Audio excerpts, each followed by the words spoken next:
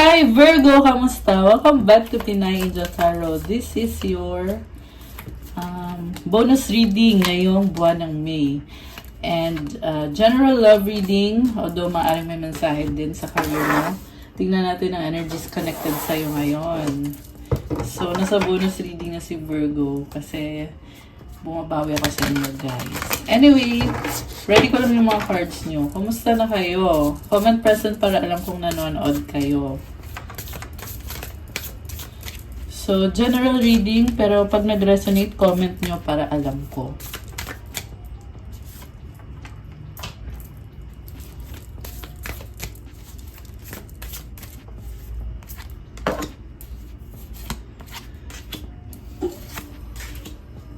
Sa mga gusto po mag-avail ng private reading services ko, you can contact me sa Facebook page ko, Pinay Angel Tarot, or sa Viber or sa WhatsApp para mas mabilis. Nasa description box po yung contact details. Tingnan nyo na lang po dyan. So, tingnan natin yung unang mensahe. Openness. Dreams. Intense. Oh my gosh. Be open to accept divine guidance in your relationships. Share your dreams together and encourage each other to make them a reality. So, may nakita akong pag-uusap tungkol sa mga pangarap nyo sa relationship nyo. Posibleng biglaan yung pag-uusap kaya intense. The intensity of a true soul connection includes great highs and great lows. So, meron kayong binabago ngayon, Virgo. Merong nabasag eh. Merong cycle na tinatapos nyo para makapagsimula kayo ng bagong cycle. Okay, tingnan natin from the tarot. Overall energy, 4 of Pentacles. Ngayon, inaayos mo yung sarili mo. Ayaw mo munang mag-risk kasi takot ka ng masaktan. Iniisip mo kasi na baka mamaya kung magpadalos-dalos ka, baka mahirapan ka. Kaya parang nire-reserve mo muna yung energy mo. Pinoprotektahan mo sarili mo. Okay. Mamaya ika-clarify pa natin yan. Sa recent past, 5 of Swords, the Wheel of Fortune, and the Page of Cups. Nagkaroon kayo ng disagreement and nag-adjust ka dito eh. So, ang nangyari, nagkaroon ng pagbabago at nagkaroon ulit ng opportunity. So, I feel like iniwasan yung konfrontahin yung problema.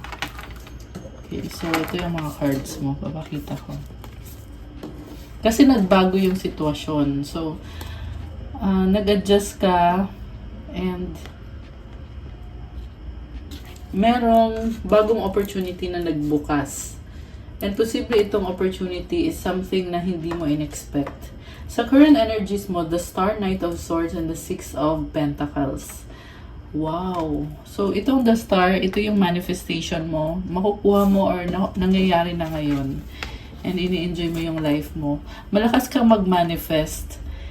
And also, sa love life mo, nakikita ko connected pa rin kayo sa isa't isa at balanse. So, yung iba sa inyo siguro busy. Pinagsasabay-sabay nyo work and love life. Parang feeling ko nagsastruggle ka pero tinatry mong i-maintain yung balance sa inyo sa relationship nyo. Ayan, kita mo may weighing scale. Mukhang busy si Virgo. Okay. Sa near future, 6 of Wands, King of Pentacles, and a 9 of Wands. So, ang daming tao sa paligid mo, very caring. Ang dami mong tinutulungan. Posible family, kaibigan, at nakakaranas ka dito ng burnout, parang napapagod ka. May nakita ka dito na connection or relationship na baka 6 months na kayo, 6 weeks, or 6 years. And ikaw yung breadwinner or ikaw yung talagang nagpo-provide financially. Or kung hindi man financial, ikaw yung laging andyan. And mukhang napapagod ka rin. Kailangan mo din ipahinga yung sarili mo. So, sa ngayon, mukhang kinakaya mo pa eh. Busy-busy ka. Pero ang sabi kasi dito sa cards na, oo, malalampasan mo yan. Ini-enjoy mo naman yung ginagawa mo. Kaso nga lang, napapagod ka rin. So, kailangan mo din magpahinga. Kailangan mo ng time out at enjoy ka rin. So, siguro kung may hobbies ka, gawin mo ulit yun. So, clarify natin guys. Ang gagamitin kong cards ay itong tarot deck na ito, na kulay green. So, bakit si Virgo ngayon parang iniingatan mo yung energy mo eh. May mga Virgo din na nag-iipon ng pera, no? Mukhang may binabalak kayo, may balak bilhin, pero pinag-iisipan mo muna mabuti bago ka mag-risk. Okay. The Oracle, 6 of Keys and the 8 of Keys. Wow, malaking pagbabago ulit. More positive ka na ngayon, kaso nga lang may mga problema pa rin sa paligid mo, kaya busy ka pa rin. Ang daming responsibilidad sa harap mo ngayon, pero masaya ka naman sa ginagawa mo. Ayan, okay. So, tingnan natin yung nasa recent past. Sa love life, ang nakikita ko dito, meron ng commitment eh. Parang ano ka na, nakatali ka na, yan yung sabi dito sa cards. Yan yung pakiramdam mo na responsibilidad mo yan kasi committed ka na or baka nga kasal ka na. So, Queen of Keys, Justice, Chariot. Oh my gosh. Naghahanap ng hustisya si Virgo. So, very logical ka mag-isip ngayon. Ang galing naman. Napakalaking pagbabago ang ikaw to eh, gagawin mo to, itong pagbabago na to, kasi na-feel mo ngayon na parang ang gaan ng energy mo ngayon, kayang-kaya mong malampasan yung challenges. Mukhang may calling sa'yo na something na pinapangarap mo, na yun yung ipupursue mo ngayon. Ginagamit mo kasi yung utak mo, alam mo na mag-workout yan para sa'yo. So kung meron ka mang project or something sa career mo na pinagkakabisihan mo, merong success dyan. At the same time guys, may nakita din ako dito na pinaglalaban mo yung sarili mo, merong justice eh. So possible yan, connected yan sa isang case or pwede din naman kasi ito sa relationship nyo na may, parang pinaglalaban mo yung stand mo kasi natuto ka na eh. May sitwasyon na hindi mo mabago, pero gagawan mo ng paraan para maging masaya ka. Kasi sarili mo ngayon yung inuuna mo. Kung dati nagtitiis ka, ngayon nakikita ko dito, binibigyan mo na ng chance yung sarili mo na talagang ipaglaban kung ano yung gusto mo para sa sarili mo. Hindi yung parang oo ka lang ng oo sa person mo. So, I feel like merong misunderstanding kayo ng person mo. Pero ipipilit mo pa rin kung anong gusto mong gawin. Okay, ano kaya yun? Clarify natin yung nasa current energies mo. Ano tong nagkakabisihan ni Virgo? 2 of Swords, 7 of Swords, and 8 of Pentacles. So, meron kang posible meron kang pinag-aaralan na something new, bagong-bago, na hindi mo na sinasabi sa iba. Ginagawa mo na lang. 3 of Cups. Oh, masaya ka sa ginagawa mo. Wow. So, may mga tao dito, merong celebration. Posible meron kang achievement connected sa trabaho mo. Pero bakit parang tinatago? 10 of Cups. Wow, happiness. Judgment, 9 of Swords. Oh my goodness. Bakit ganon? Parang, when it comes to love, okay na okay ka, punong-puno ng pagmamahal. Pero, on the practical side, meron ka pang hindi pa rin naayos na kailangan pang ayusin.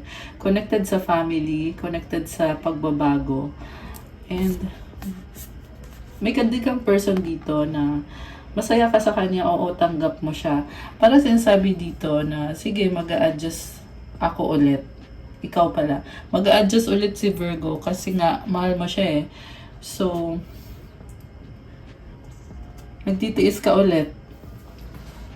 Pero kasi happiness mo yung taong yan. Kaya, kahit na may mga bagay na nagka-clash kayo, pero itutuloy mo pa rin yung connection na yan. At siya kasi yung kumukumpleto sa'yo eh. So, family talaga yung focus mo dito. And love. Okay, pero merong pressure sa'yo ngayon kasi hanging eh. And so, ano kaya yung pressure na yun? Clarify natin, guys. Ano tong bagay na kinaka-pressure ni Virgo?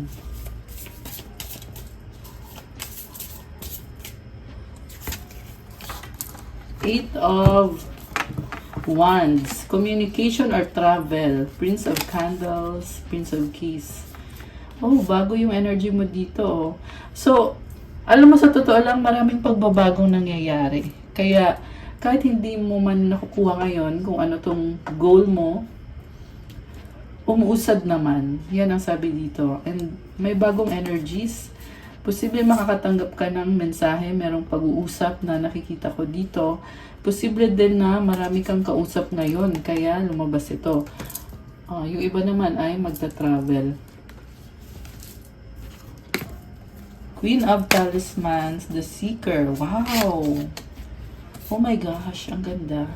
Alam mo, sabi dito, Virgo, ang lakas ng confidence mo ngayon, may bagong simula para sa'yo. You will take a risk this time. Di ba kanina sabi ko ayaw mo mag-risk? Ito ngayon, lumabas dito, magre-risk ka na. And this time, malakas na yung loob mo. Na-ready mo na ata yung sarili mo. 11:55 on the clock. Ayan, may angel numbers tayo. So, naayos mo na yung sarili mo, gagawan mo ng paraan. When it comes to love, ikaw yung parang nanay dito. Very caring. And may nakita kong communication sa inyo ng person na yan. And full of love and abundance. Talagang pang long term yung lumabas dito sa cards nyo. Napakaganda ng energy. And andito yung the Seeker. Kita nyo yan. Bow, tsaka yung arrow.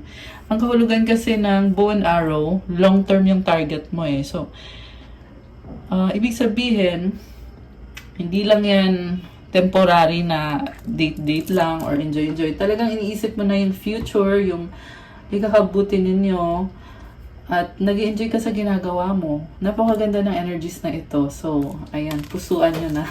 I-claim nyo na, Virgo. Oh my gosh, ang ganda ng energy mo. Seven of Pentacles, ayan, busy sa trabaho. Mukhang meron din kayong hinihintay. Hinihintay kayo at parang may mga nag-iisip, worth it ba to? Kaya ko ba to? Okay, wow, King of Keys. Ang ganda na nafe-feel ko dito kasi kita mo yung gate na yan. Ayan, bagong opportunity yan, guys. So, si King of Keys naman, matiisin to eh. At, very logical. Again, kanina lumabas si Queen of Keys, di ba? Ngayon, ito si King of Keys. So, ibig sabihin, alam na alam mo kung ano ang tama, anong dapat gawin. Ayan, nakakatawa. Okay. Four of Pentacles. So, ayan, connected ulit sa money or finances. Sobra kang maingat. Sa love life, ganun din. Nag-iingat ka. Sobra kang nag-iingat. Pinoprotektahan mo talaga yan. Ito, sabay-sabay. Kaya pala, nababanggit ko pareho, love, career. Kasi, nagsasabay-sabay, kita mo tong manifestation symbol. Ibig sabihin, kaya mo. Ini-enjoy mo. Okay nga sa'yo yung sabay-sabay eh. Kasi, alam mo yun, nag-i-enjoy ka habang ginagawa mo lahat. Wow, I love it. So, yung iba sa inyo guys, parang nasistress kayo kasi nga sabay-sabay. Nag-i-enjoy, oo, at the same time, nasistress. The reason kung bakit ka nasistress kasi parang feeling mo nababawasan na yung time mo para sa sarili mo, hindi ka na masyado nakakapag self-love. Ayun. Okay. So, tingnan naman natin. Gusto kong i-clarify anong feelings ng person ni Virgo. Okay. So, meron 6 of Pentacles sa bottom of the deck. 5 of Wands. Posible meron kayong conflict. The Star. Wow. Nine of Cups. So, ayun naman pala eh. Ang nakita ko sa person mo, tinatry din niya na maging okay kayo. May mga bagay na hindi kayo nagkakasundo at nagkukos yan ng alam mo yun, parang nag-uusap kayo na walang point. Yan yung lumabas dito eh na pinapakinggan nyo lang yung isa't isa pero hindi kayo nagkakasundo. At the same time, kontento naman siya kung anong meron kayo. Although meron siyang hinihiling sa'yo na parang feeling niya hindi mo nabibigay sa kanya. May pagka-selfish yung person mo sa nakikita ko. May pagka medyo Prince of Talismans. May plano kasi siya. Ano kaya yung plano niya? Pero parang posible din yan magsusorry sa'yo. Okay. Tingnan pa natin guys. Anong feelings ng person ni Virgo? Anong feelings ng person ni Virgo? The Moon. So, baka tahimik, gusto mapag-isa, nag-iisip. Eight of Cups. Oh my gosh. Tumalikod. So, baka may tampo sa'yo tong person na to. Parang sasabi niya dito, kung ayaw mo, Virgo, edi wag na lang. Parang parang nagdadabog. Ayan, tingnan natin ha. Bakit kaya King of Elixirs? Nagtitiis kasi siya. Hindi naman pala eh. Parang ang lumabas dito. Gusto niya mapag-isa at inobserbahan ka lang niya kasi sobra kanyang mahal. Parang hindi na nga lang siya nagsasalita kung feeling niya hindi mo nabibigay yung atensyon na gusto niyang ibigay mo sa kanya. Hinahayaan ka na lang niya. Six of Wands. Wow! Aayusin niya. So, siya din mismo. This is about overcoming conflicts. This is also about victory and success. I love it. Okay. So, lumabas din actually yan dito sa near future na energies nyo. Itong Six of Wands. Victory, success, celebration. And, posible guys na maraming tao sa paligid ninyo ng person mo at nare-recognize yung relationship nyo or yung connection nyo. Okay. Anong outcome dito for Virgo? Anong outcome?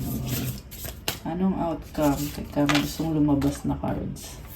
Tanggalin natin yung mga gustong lumabas. So, the outcome is Ace of Talismans, the Sun, and the Magician. Oh my gosh! Ang ganda! So, remember guys, may full moon ngayong May 23.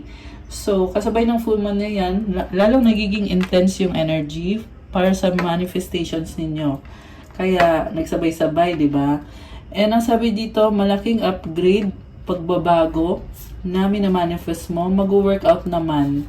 Kasi ginagamit mo yung tools mo. Magician, kita mo may infinity symbol dito. Ayan, kompleto na yung tools mo eh. Positivity, mas lamang kaysa sa negativity. This is also leadership na kumbaga ikaw talaga mag-e-effort, ikaw talaga yung magtitake ng action para makuha mo itong bagong simula. Wow, so nice guys. Ayan, ang ganda pa ng cards, oh. So, kita mo niyang rays ng sun. It symbolizes optimism and positivity. Nakakatuwa, ang daming ganap. At sa nakita ko, may mga stars din, oh. Wow, so nice. Ayan, makukuha mo yung manifestation mo. Basta, syempre, patuloy mo lang yung effort na ginagawa mo. Kasi nakita ko na talagang ginagawa mo yung best mo talaga. So, ayan, may bagong simula din sa'yo. So, bagong simula na yan, pwede yung travel, pwede upgrade. Baka may bibilhin kang material, something na mag-upgrade sa'yo. Ayan, baka bagong gadget, bagong cellphone, bagong sasakyan, kung ano man yan. Okay, so, tingnan natin anong gustong sabihin ng person ni Virgo. Uy, tumalon siya. I replay our conversations over and over. Parang yung person mo, mukhang curious siguro siya sa'yo kasi pinapakinggan niya talaga yung sinasabi mo, lagi kang chine-check, binabalik-balikan yung conversation nyo or yung pag-uusap nyo. I wonder if you're happy without me. Namimiss ka nito. I couldn't let you get close to me. Parang may ugali siya na tahimik. Ayun. Kasi I couldn't let you get close to me. Parang steady lang siya eh. May ganong vibe. We will be together again. Ayan, para sa mga long distance na Virgo. I'm so attracted to you. Wow! Ayan guys. Gusto ka ng taong yan. Anong self-care card at advice para sa Virgo viewers natin? Self-care. Kuha tayo ng dalawang self-care card. At isang advice.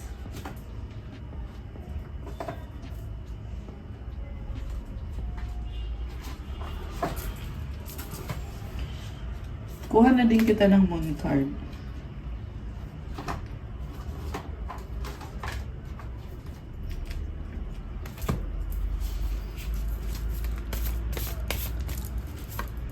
Okay, ito yung advice.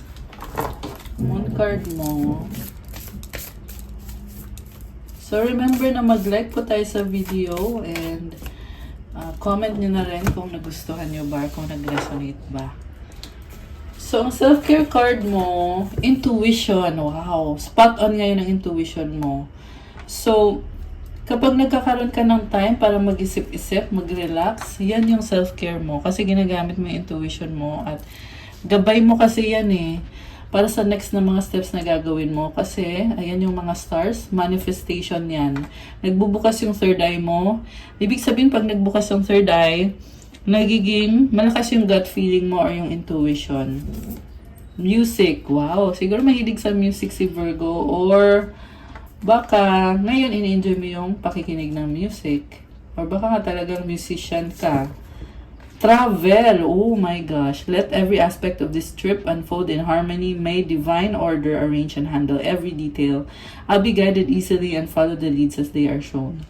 So, pinag-aaralan mo yung mga detail. Ayan oh, every detail. So, posible itong literal na magta-travel ka.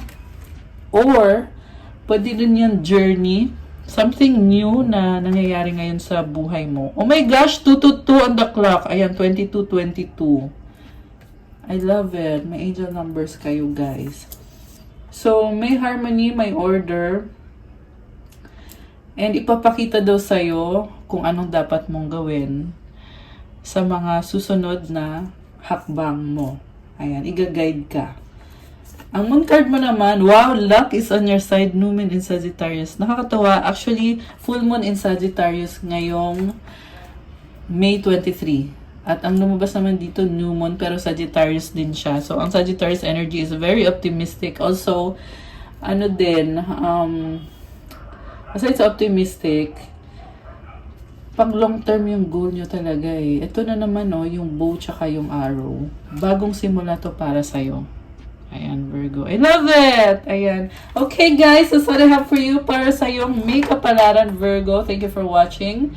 I-like nyo na tong video na to. Comment kung nag-resonate ba or kung ilang percent nag-resonate. Kung 80%, 50%, or kahit 10% i-comment nyo pa rin. At kung kailangan nyo ng gabay, kung nag-resonate kayo at kailangan nyo ng more information, pwede kayong mag-book ng private reading. Message lang kayo sa Facebook page ko, Pinay Angel Tarot, or sa Viber or sa WhatsApp para mas mabilis. Nasa description box po yung contact details ko. Tingnan nyo na lang dyan. And meron po tayong crystals, kagaya ng nakikita nyo ginagamit ko.